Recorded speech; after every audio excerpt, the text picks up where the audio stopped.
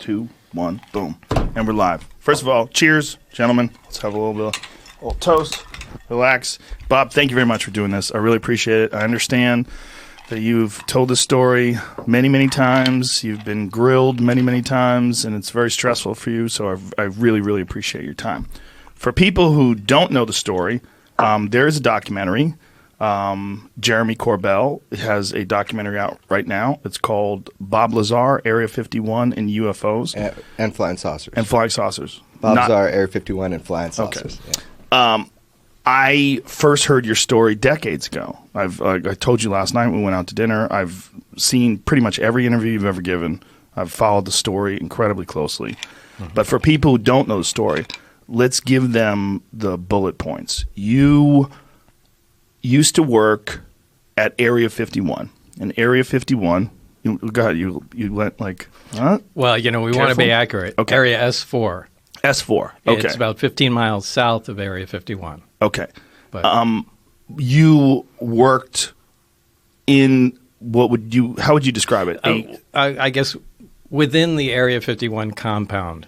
You can call that a subset of Area 51. And you got that job. Before that, you were working... Before that, I had worked at Los Alamos right. National Labs in New Mexico. And you were involved in what kind of work there? Nuclear weapon development, physics. I mean, they do everything there. So how do they approach you to say, hey, Bob, why don't you come on out to the Nevada desert? Well, the way this went down was, at that time, it was 1982, I had put... a jet engine in my Honda. And Los Alamos put it on the front page of the paper. It said, Los Alamos man, physicist at the lab, built this 200-mile-an-hour, Honda jet car that I drove to work every day. So I was known in Los Alamos, the guy with the weird car, and, you could hear it from, a mile away. Anyway, the day that came out on the front page of the paper was the day Edward Teller, the father of the hydrogen bomb, was giving a lecture down there at the lab. And we didn't have much going on that day in our group, and I asked if I could go down there.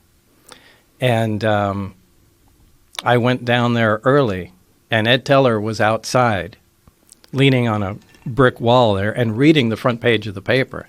Now, this is a guy out of history, so I introduced myself. Hey, I'm the guy you're reading about there. And we talked for a little while, and it was cool. Fast forward to years later, I had moved out to Las Vegas and had, left Los Alamos and, went on to other things. And I wanted to get back into the scientific community. I left to start other businesses and that sort of thing. So I sent resumes out, and one of them went out to Ed Teller and referenced our meeting. Back in the day. And anyway, he remembered me and gave me a reference, somebody to contact at EG&G. And that's pretty much how it started. So you get a phone call or a letter? Like, what do you get?